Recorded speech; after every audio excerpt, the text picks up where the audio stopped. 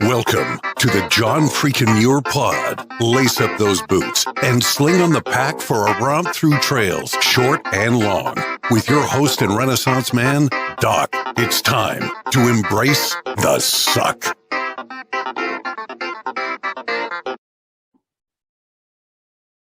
Welcome back to another week on the trail, dirt bags and hiker trash. I'm Doc, and this is the John Freakin' Muir Pod. Let's start off with a reminder. If you are enjoying the podcast, take just a minute, help us out, leave us a review on Apple Podcasts. And if you're not enjoying the pod, well, just go ahead and keep that to yourself. This week, we are talking to thru hiker and storyteller David Poston. Welcome to the John Freakin' Muir Pod. David, how's it going? It's going well. Thanks for having me on. I listened to a few of your podcasts, and I'm looking forward to listening to some more of these. So, okay. Well, thank you very much. Then you are familiar with the format. We only go by trail name here on the podcast, if at all possible. So Doc is not what's on my paycheck or on my driver's license, but that's what I go by here on the podcast. Have you, in all your journeys, have you picked up a trail name? I have. My trail name is YoYo.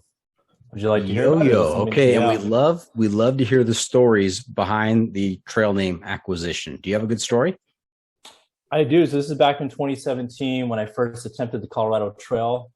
And I remember it was in the first couple of days when I kind of met up with my trail family, what eventually became my trail family. And what I've experienced on the trail was this habit, I guess, of kind of going back and forth on the trail. So I think that actually the person that gave me my trail name, her name is Twig, and this was actually her first thru hike as well. She's since gone on to do, well over 10,000 miles and did all the major trails and elsewhere. But yeah, that's kind of where I got my name, just kind of leapfrogging with people, I guess. And I kind of have a habit of kind of sleeping in the morning. So I sometimes will get up a little bit late, and then I wake up, everyone's gone. And then all of a sudden I show up and there's YoYo again. He's ahead of us. And I tend to be somewhat of a fast hiker, I guess, sometimes.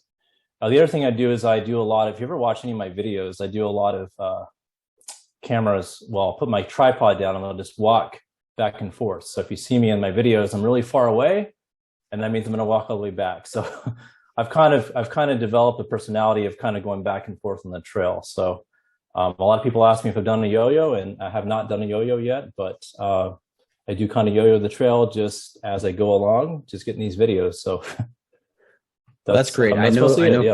I know from watching a lot of hiking videos out there, the best ones are the ones that have that B-roll footage of, someone set up a camera in advance and then walked past it and then gone back and picked it up and packed it up and then continued on again. I know it's an awful lot of extra walking and a lot of extra work, but man, the videos that come out of that kind of effort are worth it, I think.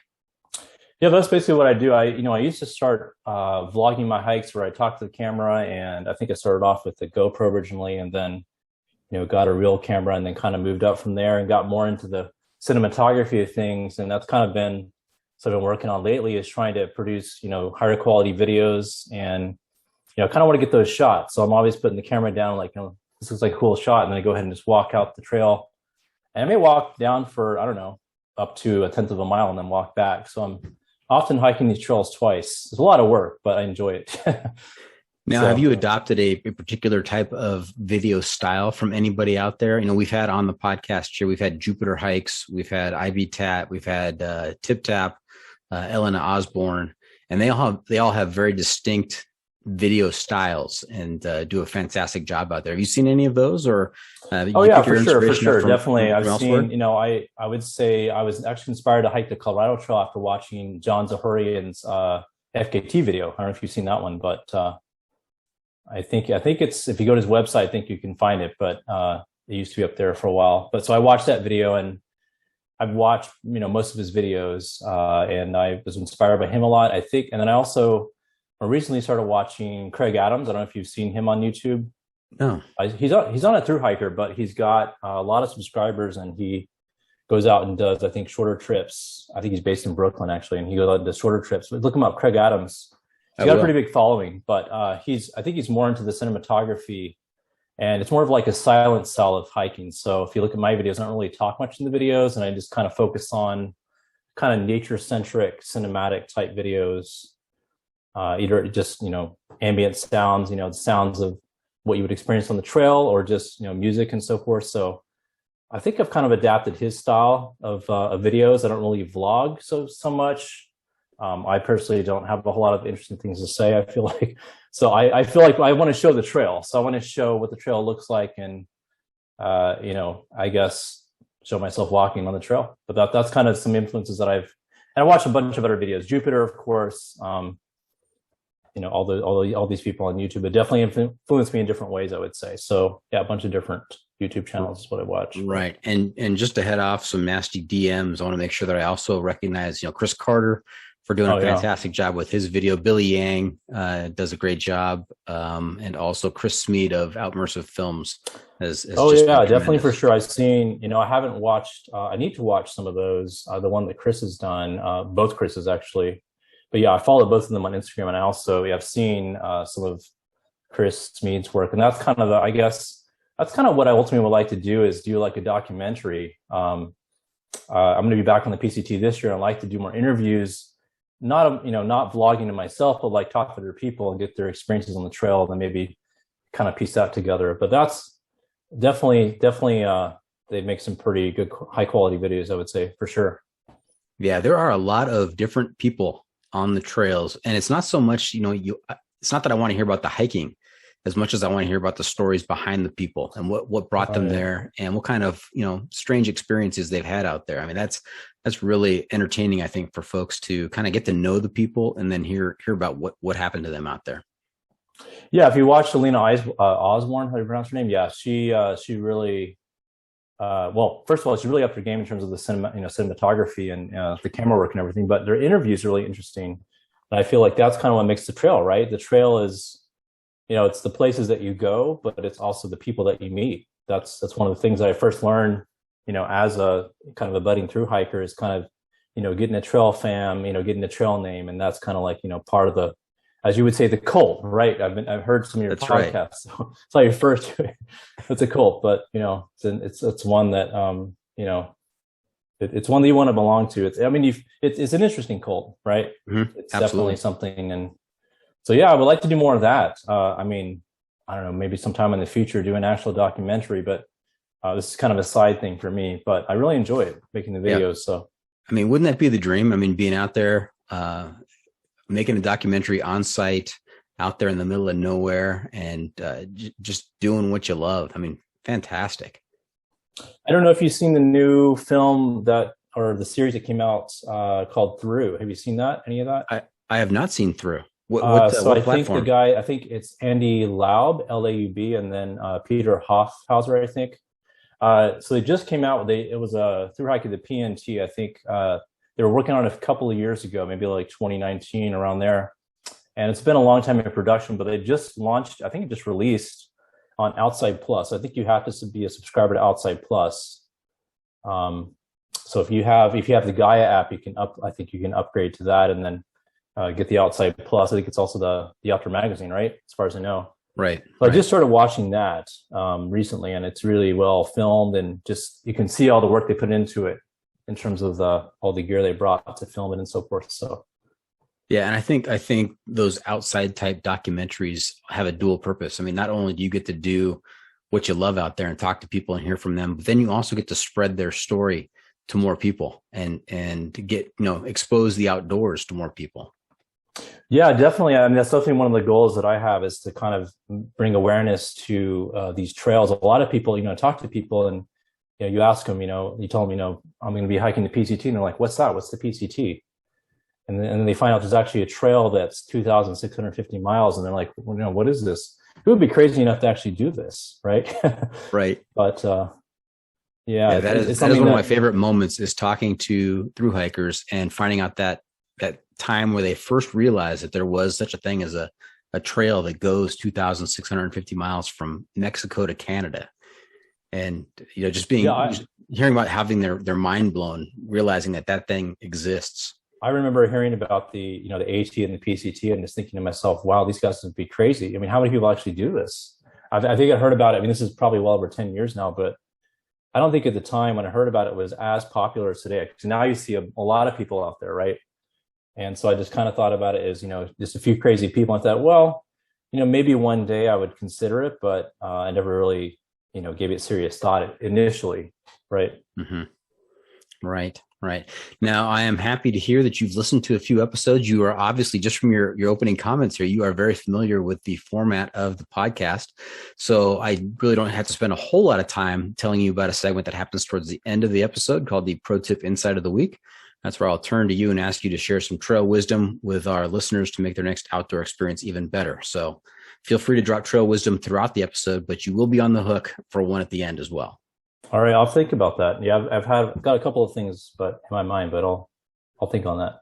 Okay, very good. And that brings us to our first segment, the must bring gear review.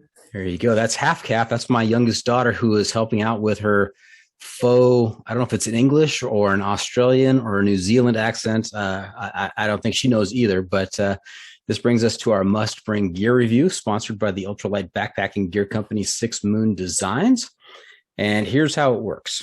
If you were to let a stranger pack your bag with pretty much generic gear for a multi-day hike, what is the one specific piece of gear you would insist on being packed? And if you've got a particular brand for that specific piece of gear, even better. So YoYo, what is your must-bring piece of gear? This is going to be a tough one because I'm, kind of a minimalist. So I try to only bring exactly what I need and nothing else. But I would probably have to say my sleeping pad, actually.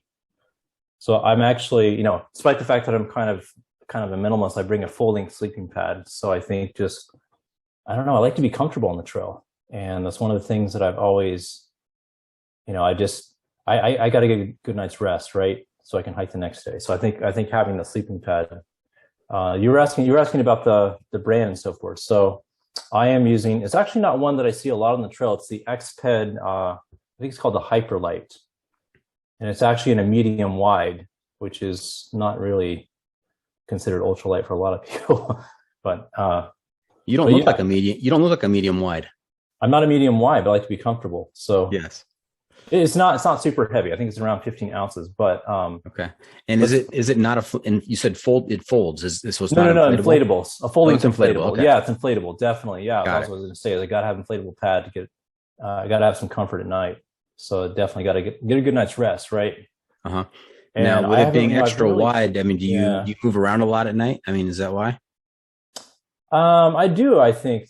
But I think it's just, one of the things that always been annoying to me is, you got your elbows and they kind of don't really rest on the pad. And this one kind of tapers. It's, it's like a mummy design. So it is designed to be ultralight, but it gives you kind of that width is what I found is my experiences. So I think when I first started hiking, I just couldn't get a good night's rest. I just couldn't figure it out.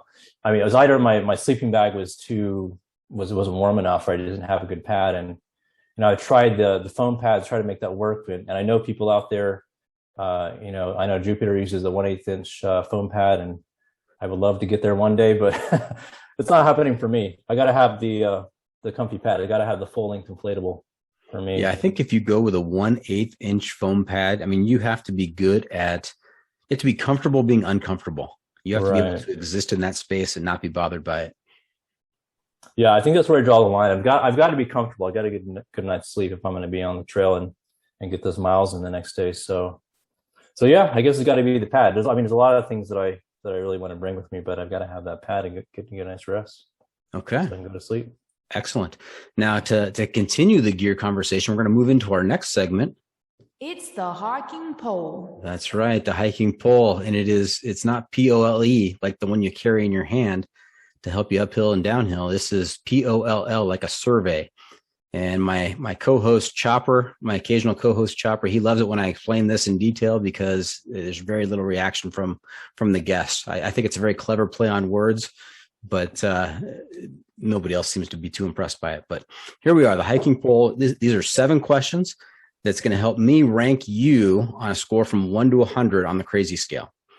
And so, 100 to be completely sane, which nobody has scored that high ever. And 1 is completely insane. And nobody, to be fair, has scored that low either. So it's usually somewhere in the middle. So you ready for this? Mm-hmm. Yeah, go ahead. Okay. This will reveal what kind of a hiker you are, and it'll help us talk about, the reasons behind your choices. So first question, pretty easy. Trekking poles or no trekking poles? Definitely trekking poles. In fact, I probably could have mentioned trekking poles as that item that I've got to have, and I've got to have trekking poles for sure. Okay. And we'll get to, I have a follow-up question, but I can actually fit it into one of the later questions here. All right. Next question, boots or trail runners? Definitely trail runners. I started off in boots, as everyone I think does, and I had a miserable time. I can't see myself ever wearing boots again, even in the wintertime. So yeah. Okay. And now you mentioned that you're a minimalist, and I'm interested to hear, did you start off a minimalist, or did you like most other people kind of over prepare, overpack, and bring more than you needed on that first hike, and then decided, this is not the way to do this. I need to pare it back a bit. I definitely, I would say I was kind of in the middle. I definitely was aware of, trying to, I have a history of, I've got actually a stress fracture on one of my lumbar going back to high school from weightlifting. So I do get back pain occasionally. So I was kind of aware of, the fact that I've got to, I didn't start off with a 50-pound pack, but it definitely wasn't ultra light. It wasn't below 10 pounds base weight. So, but I started off, with, you go to REI, you buy the typical stuff, right? You go to REI, you get the boots and so forth. I remember I had these, I think they were heavy leather. They might have been from like LL Bean or something, they were like these really heavy leather boots, the kind of stuff that you would, like mountaineering or something. I remember wearing those and just being like, man, this is not fun. This is, and just hiking. I remember back then, I thought 10 miles was a big day, right? So I think I did a section, it was on the Colorado Trail or in Rocky Mountain National Park. And I just remember just dragging myself down the trail, right? It was not fun. So I think switching to the trail runners was a big deal for me. Yeah, I think there's a kind of a trend. I think it's pretty common that people have this idealized notion of what hiking and backpacking is, what it's about, and they think, it's just walking. I mean, how difficult can it be? And when they've got a hike coming up, they will go out, and this is not everybody, but a lot of people, they'll go out to their retailer and pick up what they think they need, and then they'll go do it. And, typically, they'll have boots. They'll start off with boots because that's, hiking boots. I mean, that's what you do. You put on boots when you go hike. Yeah.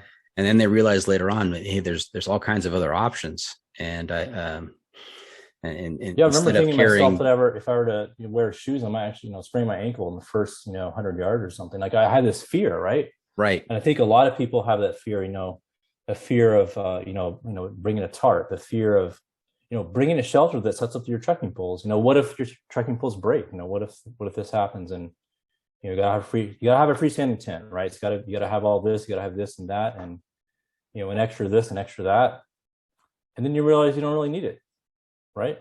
Right. I mean, it kind of comes with experience, I think. That's time. Right. Exactly it. And that leads right into the third question. I mean, and also my follow-up question with the trekking poles is, what is your preferred shelter situation? Tent, tarp, hammock, bivvy, or cowboy camping?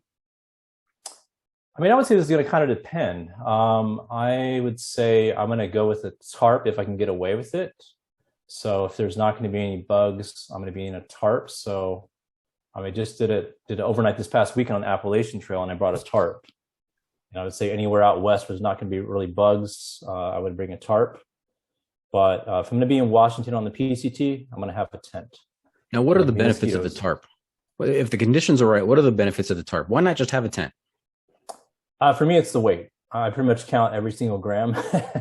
So I've got a spreadsheet and I've got to, whittle it down to, as small as I possibly can. So it comes out of the weight. I think also, there's advantages of a tarp, right? If you want a cowboy camp, you can just, set it down, lay on top of it.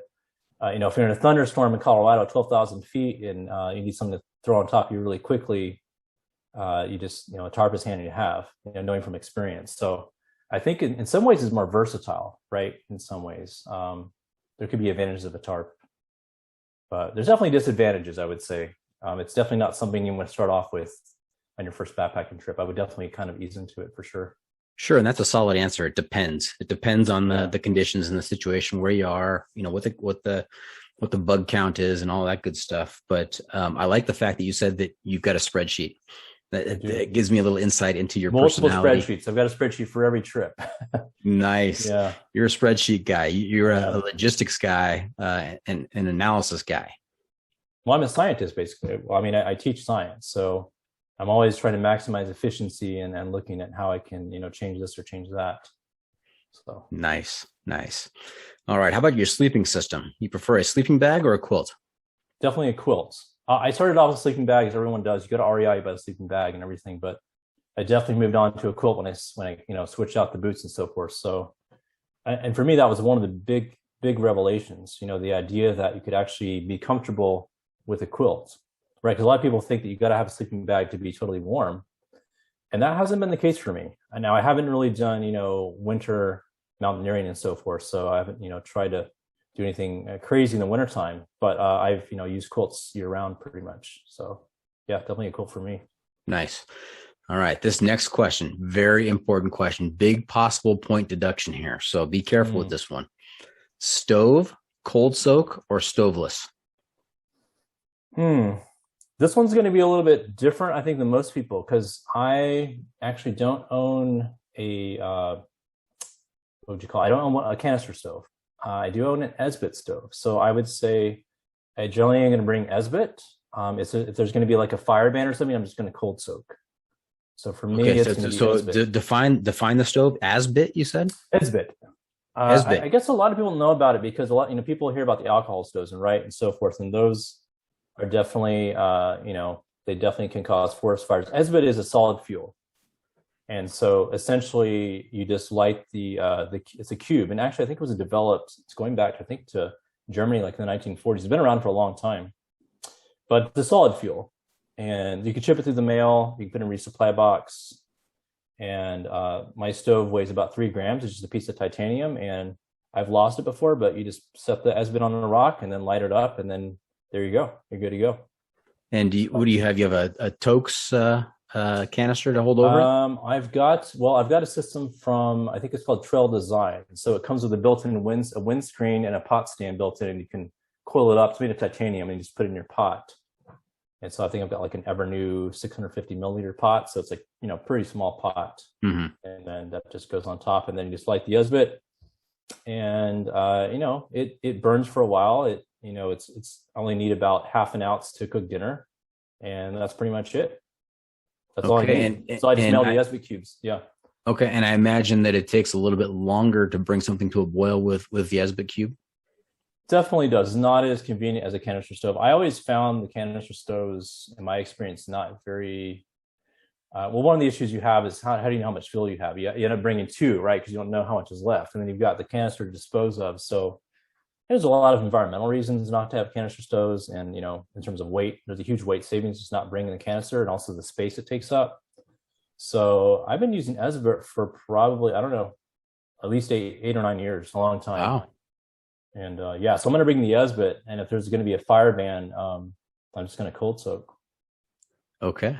So yeah, that is one of the most interesting and unique answers we've received for that question. So congratulations. Thank you. All right. Question number 6: life is better above or below the tree line? I want to say above. I think that's one of the things. I think that's what I look forward to is the kind of the alpine experience, right? Being above tree line and just being up there, all the views and so forth. That said, there's times when I've definitely gotten below tree line. If I'm going to be in a storm, I don't want to be up above tree line. In Colorado at 12,000, 13,000 feet, middle of a thunderstorm. But I'm going to say above tree line. I'm going to go with above the tree line on that one. Solid answer. Solid. Yeah. And I think I know the answer for this question. Do you pack for comfort or speed?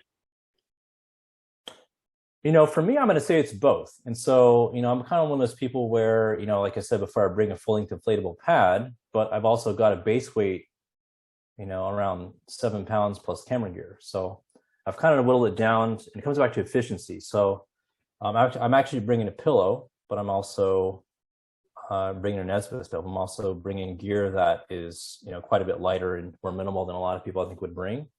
So for me, it's more about creativity and thinking about ways you can still be comfortable and safe, but also be ultralight. Okay, so very strategic. Yeah. All right, let me do some quick math here. We're going to carry the 2. We're going to multiply by 2 astronomical units, divide by the height of Mount Whitney, and multiply that by pi, and it comes out to a solid 64. And you should wear that as but I'll trust you on that one. Yeah, you should wear that as a badge of honor. Wow. Because very interesting answers, and you definitely, the completely sane person is out there carrying all the stuff that they think, they haven't actually experienced, but they think this is what they need to bring. And you put a lot of thought into this, and you're pushing the envelope on a few of the edges. So congratulations. No, I don't want to be totally sane. I don't want to be totally sane, right? That's right. What's the fun in that? I know you got to be a little bit crazy to be out in these trails, Absolutely. In fact, the fact that we'll talk about this a little bit later, the fact that you did the Colorado Trail, I mean, that's an automatic point deduction. Anybody who does a several 100-mile through hike, that's an automatic deduction. So good to know. Okay. Hey, before we get too far down the trail, let's back up a little bit. We'd love to hear about your background, where you grew up, what kinds of sports and hobbies you were involved in, and how you got involved in, the thru hiking cult. How'd you get dragged in? So tell us about your origin story. Sure. I grew up in Texas, in Houston, Texas. My parents, I was born in Illinois. My parents had moved down there when I was a child. My dad was in the oil and gas industry. He was an accountant, ex-military. I wasn't really, being in the military, I think, he took us out, we went camping and so forth, right? So we go out and, go car camping and that kind of thing. I had a brother that was only child. No, I have actually a brother and a sister. So I'm the oldest of 3, but I've got a younger brother, and we're, we were only 2 years apart. So we're almost like twins, and we used to hang out. And I remember when I was a kid, I grew up in the city, but we go out and we, go camping and stuff like that. We go on trips, road trips and so forth, right? So my parents would take us out on road trips.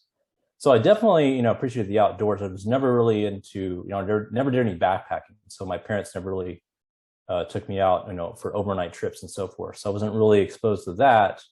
That wasn't until my adult life, I would say. But I definitely, hobby, you asked about hobbies. I don't know. I didn't really have any outdoor related hobby. I mean, other than just going out and going camping and stuff like that. Mm-hmm. Not really any sports. I studied martial arts, if that counts as a sport. I don't know. Sure. Yeah. That taught me a lot of discipline, I guess. And maybe that carries over to the trail. So it taught me a lot of discipline about, being able to, push through pain and that kind of thing, being able to kind of not give up, because it was kind of tough. I did Taekwondo for quite some time, and I remember being beat up a lot. I do a lot of, sparring and a lot of physical activity. So, I was, relatively physically fit, and, did a lot of running and went to the gym and a lot and so forth. So definitely into the fitness aspect for sure. Okay. And what was the allure of the trail? I mean, how did you get, when did the idea first pop into your head that it'd be a good idea to throw everything on your back and go spend days on end out in the wilderness? Well, I think I kind of eased into it. My first experience was, my sister moved up to Denver, well over 10 years ago, Denver, Colorado. And I remember going there to visit her in the wintertime, and we went to Rocky Mountain National Park. I remember we went snowshoeing. I think it was up to Flat Top Mountain, which is in Rocky Mountain National Park. And I was like, wow, this world is, I had never seen anything like that. Growing up in Texas, at least in Houston, we don't really have big mountains. We kind of do out west, but I'd not really been around mountains much. So, I kind of was intrigued by, the whole outdoor experience. So that's when I kind of got into backpacking, I guess, is I kind of eased into it. I did my first trip in Rocky Mountain National Park. That was actually way back before they actually required bear campers. So quite a long time ago. I think it was over 10 years ago. Okay. And that was my first trip.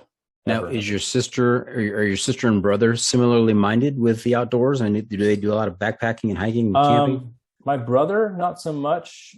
He's since moved on. He's moved overseas, he moved to Europe, and then he hasn't been back to the States in over 15 years. But my sister, she actually has hiked the Colorado Trail. So she's through hiked it. Yeah.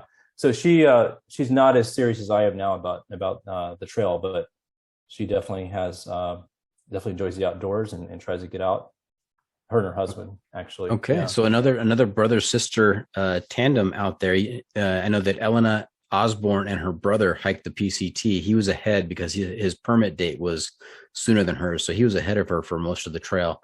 I think she may have ended up catching him towards the end.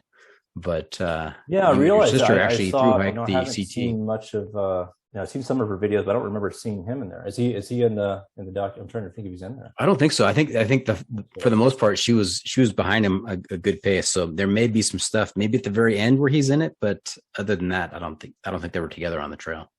But there definitely was motivation to do the CT. In fact, she's my younger sister by about 4 or 5 years, and so she had done it before me. So I was like, okay, my sister's on this trail. Man, it's kind of like a challenge, right? I got to be able to do the Colorado Trail. So I didn't really get serious about it until when I first attempted it. That was back in 2017. That's when I really first got serious about long distance hiking. That's interesting because you said earlier on that you heard about the PCT and the AT and you wondered what kind of people do this. I mean, who would do this? And then your sister does the Colorado Trail and you're thinking to yourself, well, if she did it, certainly I need to be able to do this now. And I couldn't even believe that she did it. I think maybe she had quit her job at the point. I can't remember exactly, but I was like, wow, you're going to take off 4 weeks and hike this trail? That's almost 500 miles. That's crazy. But she did it. And I was like, I remember her telling me that she was hiking, averaging over 20 miles a day. And I was like, wow, how is it possible? How can anyone walk more than 20 miles a day? I never walk more than maybe 8 miles in a day, right? Or maybe 5 miles in a day. That sounds crazy depending to me, on the day, right? Yeah, 20 miles in a day, or, over mountain passes in Colorado, and that seems crazy. And did she really enjoy it, or was she like, is she one and done, or what was her reaction afterwards? I think for her now, she's got kids now, so it's a little bit different. But I think for her, she enjoyed it. But she told me that I think her husband kind of pushed her to do it, to finish. Because towards the end, she kind of just wanted to get it done. So I think that she hasn't gone on a long hike since then. And I think she's kind of like, she's kind of rested on her laurels. She's kind of like, I've done the CT. I'm ready to kind of, relax. Right. So, yeah. Right. All right. And before we go to break, let's also hear how you pay the bills currently. I think you alluded to it earlier. You're a scientist. Tell us about that. Well, I don't know if I should say I'm a scientist. I have done some research in the past, but I'm currently a science teacher. So I teach in, I was saying before, I teach in downtown Manhattan at a school. I teach what's called IB chemistry. So I teach there. I also teach theory of knowledge. I also have a background in philosophy. So I've also taught philosophy at the college level as well. So I kind of have a eclectic background, I would say, a bunch of different interests. But yeah, I am currently a teacher. Nice. And if you're working with high school students and you're teaching scientists, I'm calling you a scientist because I'm a scientist. Okay. You are definitely a scientist. I didn't teach science. I taught English, but it was also at the high school level and have a lot of respect for educators. Well, that's good to know. I mean, you have a lot in common then, for sure. Absolutely. We like hiking. We're both teachers, educators. So yeah. I knew I liked you. All right. Awesome. Okay. Hey, we're going to take a quick break. And then I understand you have some stories for us that I'm really looking forward to. So stay tuned for that. We'll be right back. And welcome back. We are talking to YoYo. And what I really appreciate about you, YoYo, is in our pre-interview discussion, our back and forth correspondence, you really give me a good list of discussion points with specific types of stories. And you have, some very, very specific examples here that I just can't wait to hear about. And I know that you mentioned earlier on that your first hike was in Rocky Mountain National Park with your sister.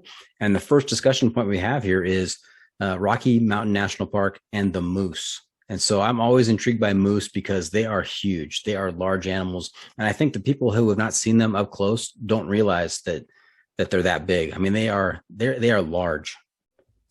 Yeah, I remember we got there. Actually, it wasn't with my sister, it was my wife, actually. Okay. So yeah, it was my wife. But she had dropped us off there. We had gotten to, I think it was the Tana-Hutu Trailhead.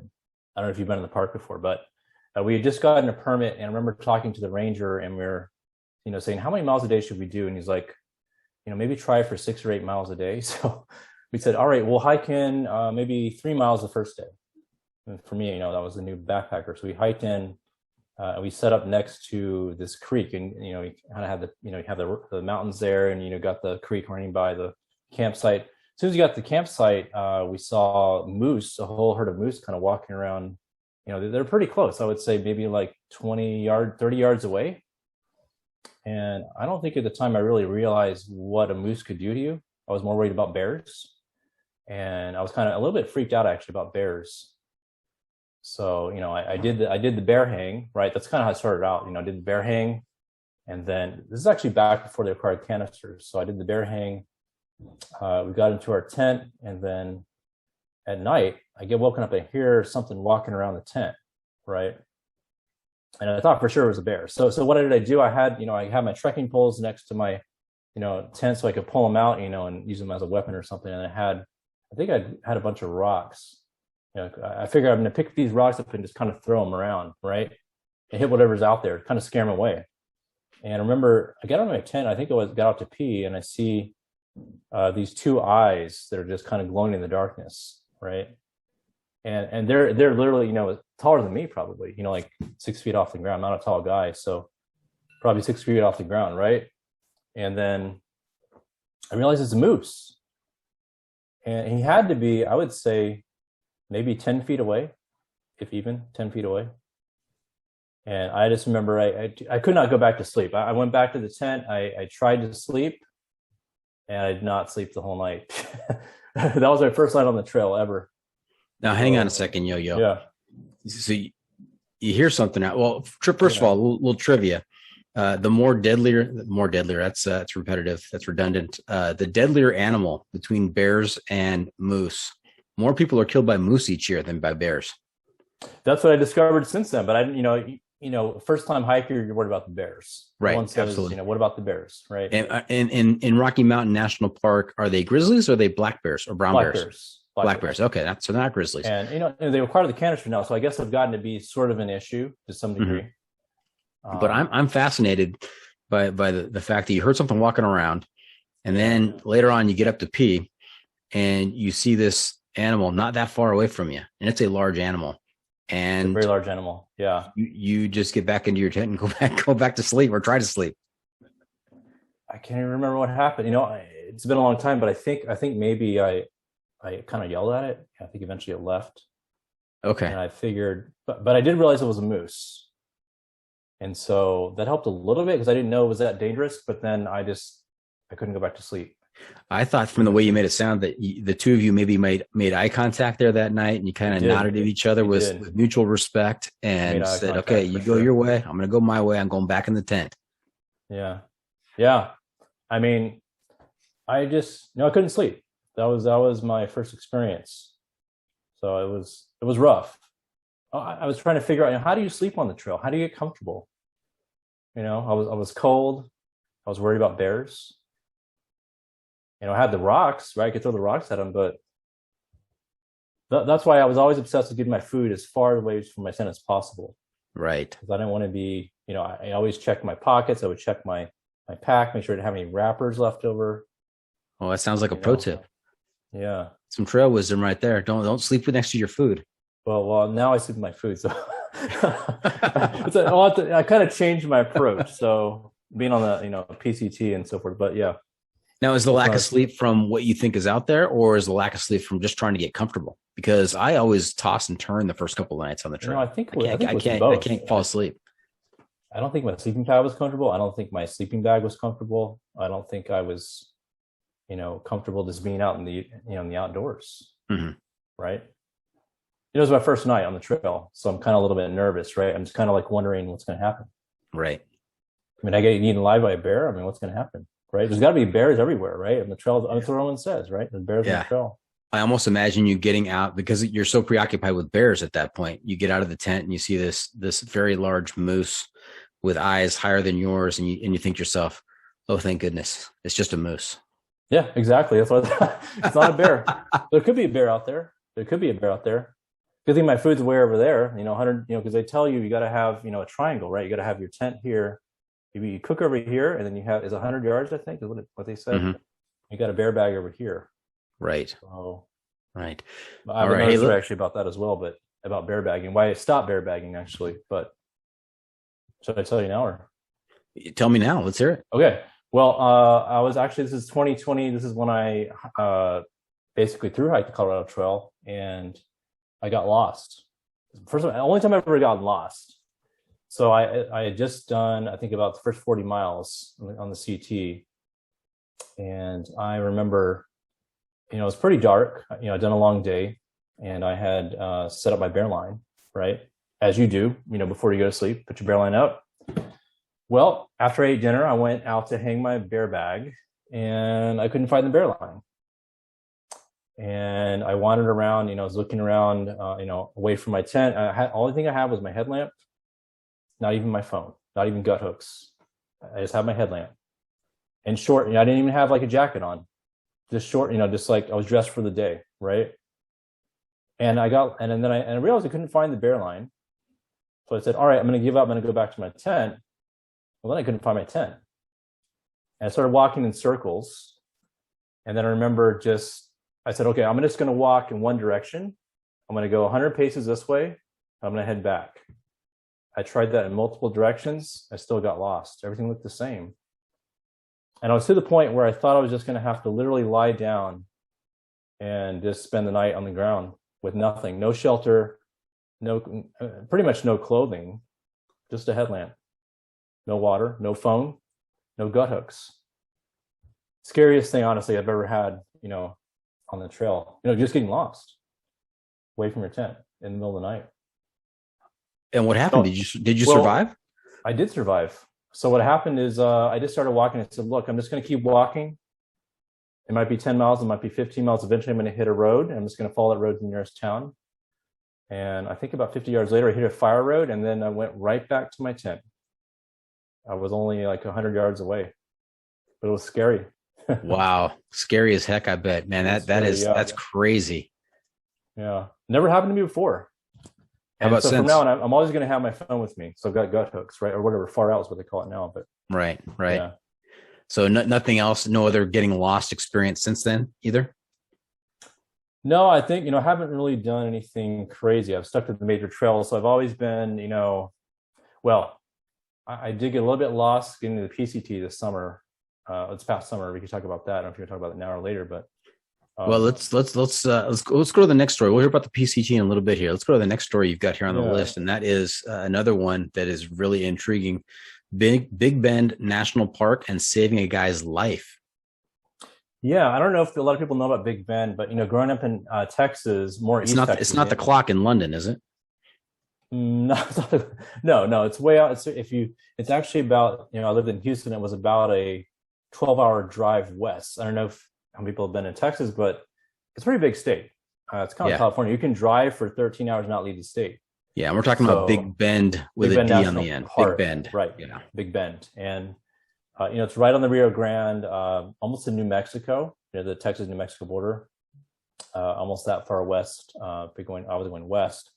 So there's a trail, there's a small mountain range there called the Chisos Mountains, and very large black bear population, very large mountain lion population. In fact, if you go there, you will see signs that say not to take kids on the trail, because there's a story where a child was in a parking lot with the parents, I think maybe 5 or 6 years old, and a mountain lion grabbed them, by the face and dragged them in the bushes. So they tell you not to take kids on the trail. There's signs everywhere. And you walk along and you see, all kinds of, evidence of black bears. There's, just scat everywhere, right? You see, evidence everywhere. So walking that trail, I kind of had, so it's kind of a loop. It comes from the Chisos Mountains in the desert called the Outer Mountain Loop. And in the desert, there's not really any water. So there's one really small trickle or stream that goes through. So remember carrying lots of water. So what happened is that we were hiking the loop, right? And so we went out there and we were going to camp at the stream, right? And there were a bunch of, I think they were teenagers, probably like late teenagers. And one of the guys I think was feeling sick. So one of the guys is going to hike across the desert, maybe like 15 miles across the desert to get to his car and pick up his friends, right? The one that wasn't feeling well. So middle of the night, we're camped out at the stream, and we hear a sound. Oh, we hear a sound, somebody calling for help, and we see a flashing light up on a hill, probably about a mile away in the dark, right? And if you've ever done desert hiking, you realize that it's kind of hard to follow.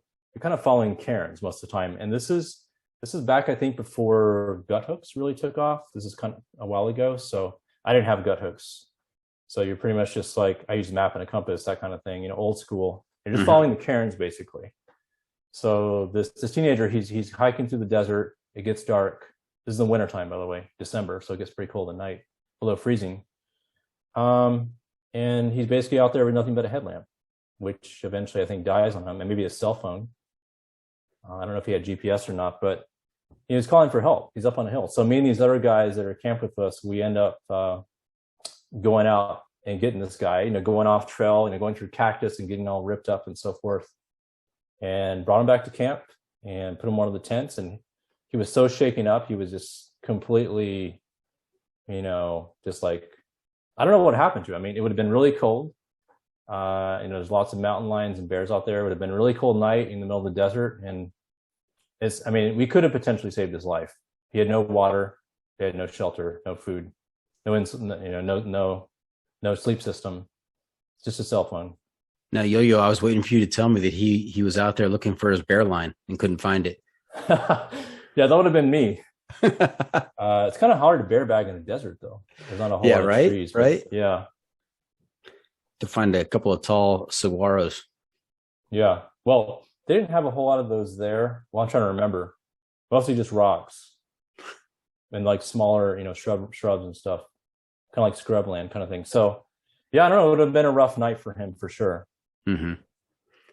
Now, with you on the East Coast, I understand you've done some section hiking of the AT. Is it a goal to do the entire AT as a section hike, or to do the whole thing as a through hike? What do you think about that?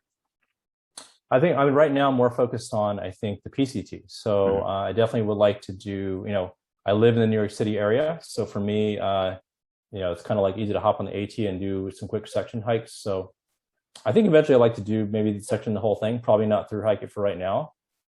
I think the PCT might be my first long through hike. That would be my first goal, but maybe eventually.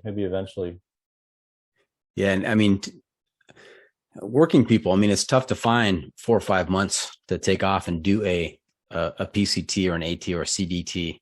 That is a serious time commitment. And oftentimes our jobs don't allow us to that kind of flexibility and freedom to do that. Well, I'm pretty fortunate as a teacher. I get a lot of time, not 4 or 5 months, but I do actually, maybe 4 months, it's not continuously. So right. I do get, a couple of weeks for spring break, just got back from spring break about a week ago. And then I've got the summer, a couple of months in the summer. So it is enough time to do, I think, more of a medium length trail like the CT, Colorado Trail, or to do section hikes, which is kind of what I've been doing on the PCT starting last year. Mm-hmm. But I definitely would eventually like to do a full length, a long through hike, which would probably be the PCT. Now, what about like an 8-pound pack and trying to do an FKT or running the PCT? You get it done in less than 3 months. Yeah, I guess we're pretty crazy. You could do that. That doesn't sound appealing to you? Yeah, I don't know. The AT's hard. I don't know. The AT's hard. Yeah. I just got back. I just did a section hike. Did an overnight trip this past weekend with Quadzilla, actually, who you've had on your podcast. Are you serious? Nice. Yeah, we met on the PCT last year. So, yeah. Did you tell him you're coming on the pod? I did not. I don't think I did. I can't remember. Okay. I did tell him that I watched the episode on the pod with him. So very cool. I did mention that. But yeah, he's doing the CYTC. That's right. As you know. And so, yeah, we did some miles in New Jersey and crossed over to New York a little bit, the border. So it's all this past weekend. Yeah. His April Fool's joke was one of a couple that I fell for that day, where he said he posted on his social media that he was quitting the calendar year Triple Crown attempt. I was devastated. I said, no. And then I realized, I didn't buy that. I didn't believe it. But yeah, so, I'll go out for weekend hikes. I'll go out. I'm planning to go back and rehike the Whites in July to give me in shape for the PCT. But man, the AT is rough. AT is hard. Yeah. I started hiking out west in Colorado. So coming out to the AT, I was like, man, this is a tough trail. Yeah, and it's deceptive, right? Because if you haven't experienced it, if you're just going by the numbers, there are much higher mountains in the San Juans or in the Sierras, right. And you think, okay, it's not as high out on the AT. How hard could it be? But from what I have gathered from talking to many people who have done the AT and also the PCT or other parts of the country, the AT is no joke. There's a lot of up and down, and there's not a lot of help in the form of switchbacks. Yeah, I just got back from California. I was there for a couple of weeks for spring break. I did the Trans Catalina Trail, and coming back to the AT, I was like, man, this is a hard trail. Just it's so rocky, and there's roots everywhere, and and this past weekend I was just kind of almost wading through a swamp. There's this, the trail was covered with water, so it's dealing with all kinds of issues, right? There's a lot of rain on the AT, as you know. You don't get that on the PCT, right? Right. So it's a tough trail. Yeah, and since you mentioned it, let's jump ahead real quick to the Trans Catalina Trail. One of my favorites. I've done it a couple of times. I'm scheduled to do it again in the summer, so I'm looking forward to it. Yeah. What'd you think? Well, I just discovered it recently. I don't think I knew about it until, I think I mentioned, I don't know if I mentioned Craig Adams, but he did a video on it on YouTube. So Craig Adams, and he did it. So I saw that video, I don't know, maybe a few months ago, and I was like, I was gonna be out in California, so I was like, what can I was, went to LA to go visit a friend. And I was like, well, what can we do out there? What's, we drove around, did some day hikes like in Death Valley and so forth. But I was like, well, it seems like an interesting trail. It's kind of a unique trail. I've never really done a trail I've never hiked on an island before. Right. And I never camped on a beach other than car camping. So for me, that was kind of a different experience. The other thing was different was the bison. Did you see the bison on the trail? Oh yeah. There's signs everywhere. I've said this a couple times on the podcast, so my regular listeners forgive me, but I'm going to say it again. There are lots of signs that say, stay at least 80 feet away from the bison. But the problem is the bison don't know how to read. So when you wake up in camp in the morning and there's one standing there, I mean, that's pretty exciting. Well, here's the thing. When I was hiking the trail, I saw, a herd of the bison, and they were, first I saw them on the side, but then when I got to a certain section, I think it was right before Little Harbor. That's where so I did the trail. I guess I did Little Harbor, and then I went to Parsons Landing. I don't know if you camped there. Yeah. But they were right on the trail, and I've dealt with cows on the Colorado Trail. And there's a lot of cows like on the CDT, for example, right? And normally for cows, you just kind of yell at them. It's what I've done in my experience, and they kind of move away. And I tried that on the bison, and it didn't really seem to work. And they kind of sat there, and I started getting close, and I was, I got my camera and I put it down. I was, to do my little yo-yo thing, right? And then I kind of realized maybe I shouldn't get too close to these guys because they weren't backing up, and they started, pawing the ground, and one of them started to kind of, I almost want to say bluff charge a little bit. So at that point, I was like, you know what? I'm not going to do that. I sat there for maybe 20 minutes and did a little negotiation, but it didn't work out. They didn't listen to me. So I eventually just kind of had to do a detour, kind of on the side of a cliff, just to kind of get around them. I don't know what else. I don't know what you're supposed to do with bison. I've never encountered them on a trail before. So, well, I think you definitely made the right decision. If they are starting to bluff charge you, you should probably, move away from them, try another route. You don't want to get charged by a bison. That could be dangerous. Yeah, I'm imagining a bison's probably worse than a moose, right? I mean, how much do they weigh? A lot. a lot. Yeah. Now did you only camp at Little Harbor and Parsons? Yeah. I only camped there. So I did it in. So you went right through Blackjack and just kept going to. Oh yeah, I went to Little Harbor the first day. Nice. So, wow, that's some serious mileage. Yeah. What's interesting about the Trans Catalina Trail is there's a lot of elevation gains. So even though the total, I think the highest point is around 1,700 feet. I did do the extent. I kind of extended the trail and went towards the northwest end, towards Starlight Beach. Beach, yeah. I didn't actually go down on the beach because I didn't want to regain the elevation, but I went up to Silver Peak, which is might be the tallest. I don't know if it's the tallest peak, but it's kind of off the official trail, but it's along that that little extent, that little alternate, basically.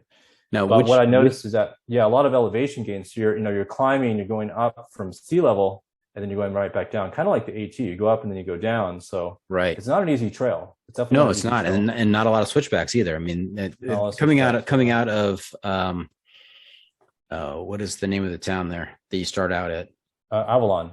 That's right. Avalon. Sorry, I drew a blank. Starting out of Avalon, I think going up past Hermit Gulch, there's some switchbacks, but there is like straight up and down in other places. Did you prefer Little Harbor or Parsons Landing as a campsite? I would say Parsons Landing, because the thing about the Trans Catalina Trail is it's not as remote. I mean, you're going to pass through, you go by an airport, right, where you have like a restaurant. So you don't actually have to carry very much food. You go there and you go to Two Harbors, which is another town, and you have, got a restaurant there. So it's kind of more of a luxury trail, right? I mean, a lot of people there, they're on vacation, right?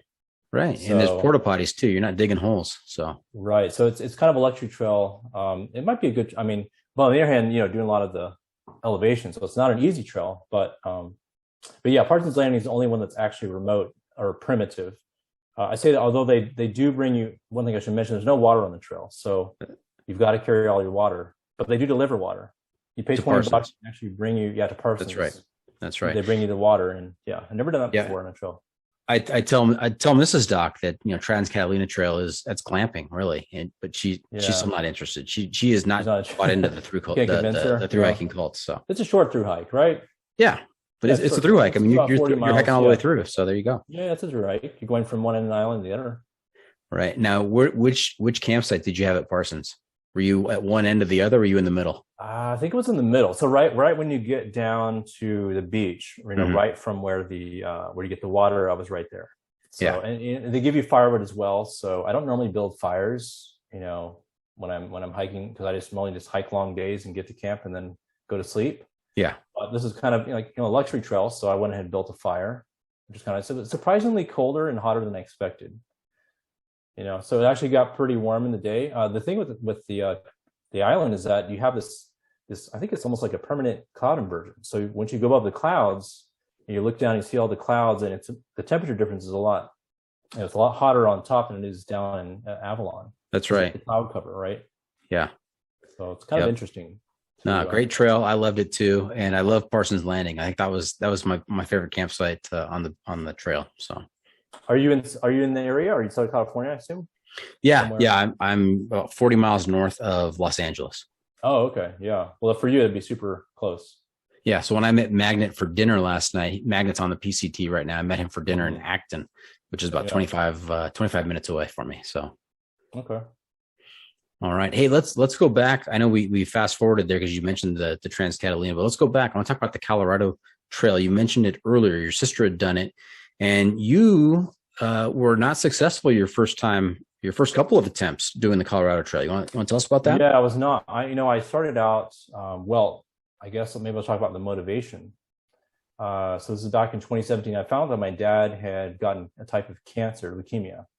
And so I think at that point, like I said before, I've been thinking about hiking these trails, and I just realized, life is short. You got to kind of go ahead and take the opportunity. So I think that kind of pushed me over the edge to go ahead and attempt it. And I think that, I hiked, that's where I got my trail name in the first 100 miles or so. And I had hiked with the trail family, and I made it, I think, about 175 miles, which was the longest I've ever hiked continuously, in any trail before. Because prior to that, I'd only done like weekend hikes, right? I'd done like, 20 miles, 30 miles, 2 or 3 nights, but never something that extended. And I think I felt like maybe mentally I wasn't quite there. I wasn't quite ready to finish it, and I needed to go home and take care of other things. So I think for me, I kind of got out of it what I was looking for. Had some time to kind of think. And that's one of the things I like about, through hiking or long distance hiking is just the opportunity to go back, reflect on your future and, where you're headed in life and so forth. And so I feel like, at that point, mentally, I just needed to, I kind of gotten what I needed out of it at that point, and then I decided to go back home. And having my sister in Denver, I just realized, I was like, all right, I'll just come back and finish it the next year. So that's kind of my plan. Right. Yeah. I mean, you spend a lot of time in your head out there. I mean, yeah. Even when you're hiking with somebody else, you guys normally, someone doesn't hike at the same exact speed as somebody else. Usually, a quarter mile, half mile ahead, or behind somebody. And you're out there, you're doing a lot of time thinking and sorting things out. And a lot of people are working on stuff out there. That was my first time to ever hike solo. And that for me was a big step, because I remember just doing all my trips, I think prior to that, had been with other people. Right. right? So just hiking solo that was a big change for me. And I did get a trail family, but as you know, on the trail, on a long trail, you're not going to be constantly with them. Maybe in camp, but not like with them all the time. So I think that was definitely kind of a new experience for me, is getting a trail name and experiencing what the trail life is like. Mm-hmm. And so tell us about your successful through hike of the Colorado Trail. Well, what I did is I came back in 2018, and then I picked up where I left off, and then hiked through the Collegiate West. I took the West route, which I definitely recommend. It's much higher elevation, but the views are just amazing. And then I went to, I think it was Lake City. And then at that point, what had happened in 2018 is there was a bunch of fires, and they had closed the trail. The rest of the trail from there to Durango was actually shut down. And I think actually, so I'd already booked a flight back home. And then when I got to Lake City, I realized they had just, I think they might have just reopened the trail, but at that point I already had planned to leave the trail. So I just, went ahead and went home. Mm-hmm. And then I came back in 2020, and then just, re-hiked it, started at Waterton Canyon, and then through hiked it in 2020, basically. So that was the year of COVID. Right. So that was an interesting year. Right. So yeah, that's kind of my experiences. So I've hiked it, I guess, almost twice, not quite. Okay. And what is your proudest accomplishment on the trail? Of all the miles you put under your trail runners, what do you look back at and think, you know what, I did that. I am so happy that I did that.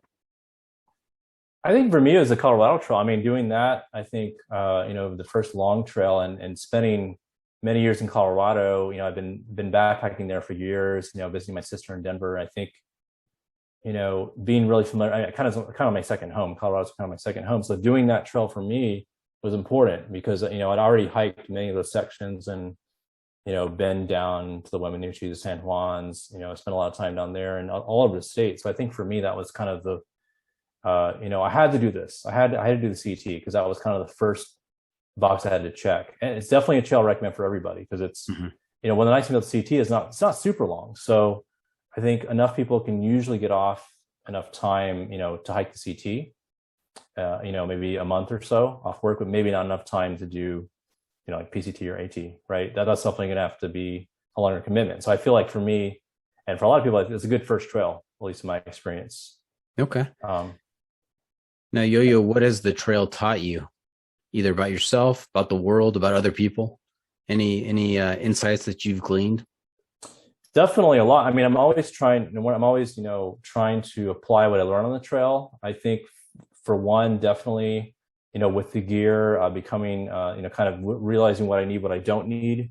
I kind of became sort of a minimalist in my home life, right? So in the past, I would, I wasn't too focused. I kind of collected a lot of things. I had a lot of possessions, but then I realized, being on the trail, how little we actually need, right? We don't actually have two of this and two of that.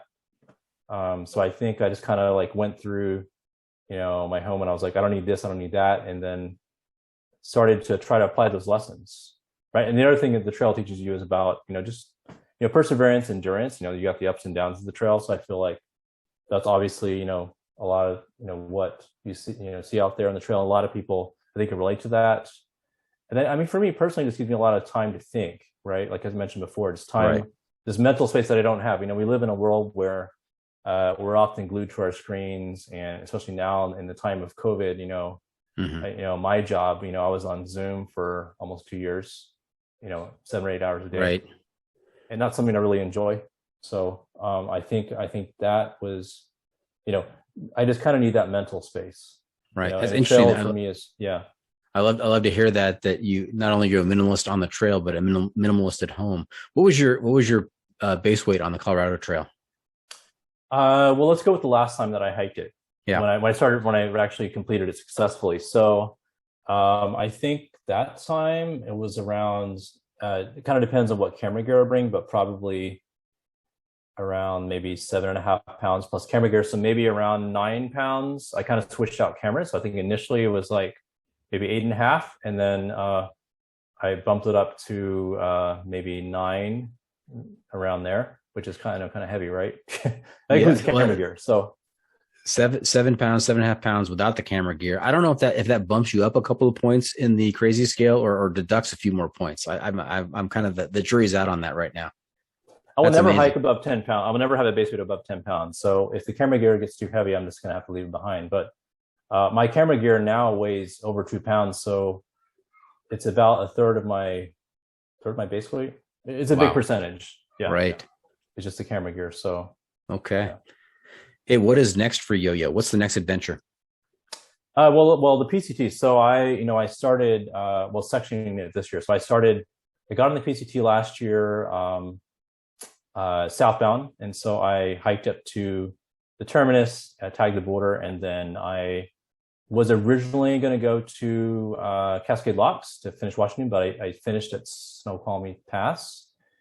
So my permit for this year is to go from Snoqualmie, finish at Washington, and then go to the California border. So basically go through Washington, Oregon. Okay. It's about 700 miles for this year. That's the plan. Fantastic. All right. Hey, YoYo, you know where we are? Where are we? Already at the end. Or near the end? Not quite the end. Okay, not we quite the are. end. It's time for The pro tip insight of the week. That's right. This is the time where I turn to you and ask you to share some trail wisdom with our listeners to make their next outdoor experience even better. What do you have for us? Well, for me, being an ultralight minimalist, I'm going to have to say you should weigh your food. One of the things that I realized that, when I first started getting into ultralight backpacking and spending all this money on gear, and I realized that a lot of people spend hundreds of dollars or thousands of dollars, trying to save, an ounce or two, right? And then I realized also that I always ended up carrying more food than I needed. So, as a scientist, I kind of, wanted to try to be more efficient in terms of what I'm bringing with me. So what I personally do, and I'm not saying it's for everybody, but I personally send boxes for everything that I'm bringing. So I'm at home. That's also so I can control what I'm eating, and I try to eat healthy on the trail as well. I pretty much have a vegan diet on the trail as much as I possibly can. So I'm pretty much vegan. So I try to incorporate that as well. So I'm trying to make sure that I'm eating those healthy foods and trying to make sure I'm getting the kind of foods that I want. So I'm generally weighing all my food at home, and then I'm applying the formula. You want to know what the secret formula is? You want to know what it is? Yes, I do. There's an equation actually. Oh, I love it. An equation. Okay, so what I figured Does it involve astronomical units or the height of Mount Whitney? It doesn't involve either of them, actually. Okay, all right. It does involve a scale, so you have to weigh your food. So I don't count calories. I do try to get food that is high in calories, but I figure out the number of days using a spreadsheet, and that could be a fraction depending on if I'm having, breakfast at, in town or dinner in town. And then I multiply times 1.4 pounds per day. So I actually got this tip from a book. There's a guy named Mike Clellan, and he's got a book. I highly recommend it. It's called Ultralight Backpacking Tips. And it's got a bunch of cartoons in there. I don't know if you've ever heard of it before, but have you heard of it? I have not, but it sounds intriguing. Check it out. It's a good book. So in there, he mentions this equation. Okay. And according to him, go ahead. Yeah, it's 1.4 pounds per day. And that obviously is going to vary with, body type, weight, right. How far you're going to go. And so what I might do is I might start with, 1.4. I might bump it up to 1.5, 1.6, 1.7, depending on how many miles I'm going to do. So on a long through hike, you might need 1.7. Okay. Or you might need, depending on what you're going to do. So 1.4 is your starting point, and you kind of adjust as needed. That's good. I only weigh 150 pounds, so it works for me. So maybe if you weigh 200 pounds, you might want to add a little bit more. But I think just a general idea of just being, and even if you don't weigh your food, just being conscious of what you're actually carrying. Mm-hmm. And realizing, this is just sort of my mentality in general in life, is just being conscious, right? Being aware of what we're bringing with us, being aware of what we bring out of the trail. Mm-hmm. And I think that just kind of doing that self-assessment, then you're more conscious of what you actually need the next time, right? So I kind of take notes, and I use a spreadsheet, and I kind of, take notes. I didn't eat all this food. I didn't eat this, or next time I need to bring more or bring less. Usually I need to bring less. I actually don't mind. I don't mind actually losing weight. I'll go in town and I'll regain that weight. So I just don't want to carry the weight on the trail. Now, YoYo, I'm not surprised that your pro tip included some kind of analysis. I kind of get that vibe. I'm a scientist. I've got to analyze. You're a scientist. I've got to make calculations. That's right. It's got to be quantitative, right? Outstanding. So there you have it. That's it. This episode is just about in the books. Hope our listeners enjoyed our time with YoYo. Want to thank him for joining us this week. YoYo, how can our listeners keep up with you on social media, and where can they find updates on your latest adventures? So I would say, Instagram, I just started recently in the past few months or year posting them regularly. So YoYo on the trail, or YoYo, I think it's _ on the _ trail. But just put in YoYo on the trail. I also have a YouTube channel, small YouTube channel, and I haven't posted a whole lot on a regular basis, but I do definitely plan on posting more videos, also called YoYo on the trail as well. So you can check me out there, those two places, I would say. Okay, great. Remember to check out the pod on social media as well. We're on Facebook, YouTube, Instagram, Twitter, and TikTok. And if you have comments or clips you want to share, you can send it to me at johnfreakinmuir@gmail.com. David, I'm also looking to you to share a recommendation for a book, a movie, documentary, some kind of adventure media. We're calling this our adventure media recommendation. And I don't want to leave out Half Calf here. I forgot to push the button. Here it is. The adventure media recommendation. There you go. We're officially in it right now. So what do you have for us? Well, I've been listening to a couple of things. I think maybe I'll go with the documentary that I mentioned, Thru. Mm-hmm. So it's called Thru, and it's a documentary about the PNT. And if you guys don't know what that is, it's a Pacific Northwest Trail. So it's, I think, produced by Andy Laub, who's done the PCT. He's got a video on YouTube of that, and also Peter, I think, Hockhauser, is how you pronounce his name. He's an Austrian guy. I don't know if you've ever seen his video. This is not a beautiful hiking video on YouTube. No, I haven't seen it. Okay, you should check it out. But I'll check that out. It's on the PCT. Yeah. So they recently, I was probably like 3 years ago, but hiked the PNT, Pacific Northwest Trail, with the intention of producing, high quality documentary about the trail. And so, they brought all kinds of stuff. I think, all kinds of cameras and a drone and so forth. So that's available on Outside Plus. I just started watching it recently, like a couple of days ago, and it's really good. So if you're looking for a film that's kind of like I don't know that it's coming out in theaters, but more of like a feature type film, that's one I would definitely check out. It's called Thru. Thru on Outside Plus. Yeah, it's called Thru. Mm-hmm. Great suggestion. And that brings us to our last segment. What have we not asked you? I'm not sure what that accent is, Half Calf. That's just, I kind of changed 3 times in the middle of that. Before we wrap things up, I've got just one more segment for you called What Have I Not Asked You That You're Dying to Tell Us About? What did we miss today? Are you thinking about an experience, or? This is your opportunity to share a last tidbit with us. So whatever you want to share. I guess we could talk about the PCT. So last year, like I think I mentioned before, I hiked, it's part of the PCT southbound in Washington. I think that was an interesting experience because of the fires at Hart's Pass. So I don't know if how well your listeners are familiar with PCT, but to get to the border, you've got to get to Hart's Pass, where you got to start 30 miles south of the trail, and you've got to hike north. And so it turns, but in this case, because of the forest fires, Hart's Pass was closed. Okay, so the only way to get there, and most of the Sobos that I ran into were messaging. They were actually going down a rainy pass, which is 60 miles south of the border, and then just heading south and skipping the terminus. Mm-hmm. I was pretty much determined to get there, and so I looked on the map, and I went to a hostel in Cedar Woolley, which is in northern Washington, called the Highway 20 Hostel, and looked at the map, and then realized that there's an alternate, and there's a way to get there from Ross Lake on the PNT. And so I did spend, I hiked, I don't know, maybe 10 miles of the PNT.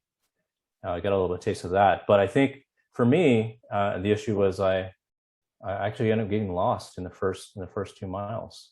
I had to take a side trail. So I'd take a side trail to the PNT, then to the PCT, and then, then go to the terminus and head back. So I got dropped off by the trail angel, and I started walking, and then I can't find the trail. And here's the thing. I didn't have gut hooks.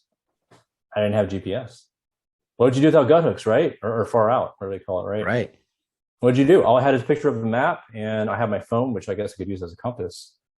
And I ended up running into this girl that she was doing, like, I think a weekend trip, and she had Gaia, which I've since downloaded, but I didn't have it at the time. And we kind of both got cliffed out and ended up getting stung by hornets, and it was crazy. It was a crazy day. And I remember doing, I had I thought I was just going to jump on and do 20 miles, out of the gate, but I think we started around 2, but I only got in like 8 miles that day. It was rough, and it was like a 5,000 foot climb up there. So I think that just kind of wiped me out, and that was my introduction to not quite the PCT, but I guess I eventually got to the PNT, and then I realized, man, this PNT, this is some serious stuff. I just remember, again, I didn't have gut hooks. I remember so many blowdown trees everywhere. You're constantly going around trees, underneath trees. It's not That's miserable. PCT. It's rough. Yeah. And yeah, even when I got on the PCT, going southbound, once I tagged the border and headed back, there's a lot of blowdowns. There was not a lot of trail maintenance. And you go on the AT, you're not going to see a lot of blowdowns. You're going to, the trail is hard, but you're not going to be a lot of trees. Well, I was just constantly climbing and just going around, going underneath. And I was like, man, I got a lot of respect for people that do the PNT. It's a rough trail. Yeah. Stuff. Now, I think that sounds wild and miserable at times. And I think it's a testament to the benefit of spending time in nature and the positive impact it has on you, because even despite, being stung by hornets and getting lost and getting cliffed out and having to go around and over and under all these blowdowns, you still find yourself coming back out and doing it again. It still calls. Realizing you didn't bring a first aid kit with you because you're too much of a minimalist. And the last time you accessed it was probably 3 years ago. I looked at my pack and I didn't realize I didn't have really a first aid kit. That wasn't very smart, but Unfortunately, I didn't have an allergic reaction. That's what I was worried about. Is am I going to have anaphylactic shock out here? Am I going to die of a hornet sting in the first day on the trail? My dad would have said that there's first aid kits all around you. Just rub some dirt on it. You'd be all right. Yeah, I was really surprised at how remote the PCT is. I don't think it had cell reception for 220 miles of trail until I get down the Stevens Pass, including the YoYo to the terminus and back. See, you can pick up some Wi-Fi in a tree or by the general store. You can pay, I think, $5 to have it for a few minutes, but there's not really much. You're pretty remote out there, actually. I was surprised how the PCT is pretty remote. Wow. It's kind of out there. It's pretty wild. Yeah. Sounds like it. Yeah.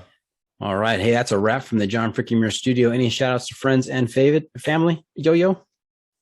Yeah, I would say shout out to my wife for putting up with me and letting me go out on these these crazy trails. Shout out to all the people that I've met on the trail. I've met so a lot of my people that I know and still hike with today. I've met on different trails. Shout out to all the trail angels that have given me rides, give me a place to stay, give me food, trail magic. I really appreciate that a lot. So I definitely want to try to reciprocate and give back to the trail. So, yeah. Okay. Well, thank you for tuning in. Always remember, the trail is the trail. It doesn't care if you want to go downhill. It doesn't care if it's almost dark and you're looking for a campsite. It doesn't even care if you've come face to face with a moose in the middle of the night. The trail is the trail. Embrace the suck.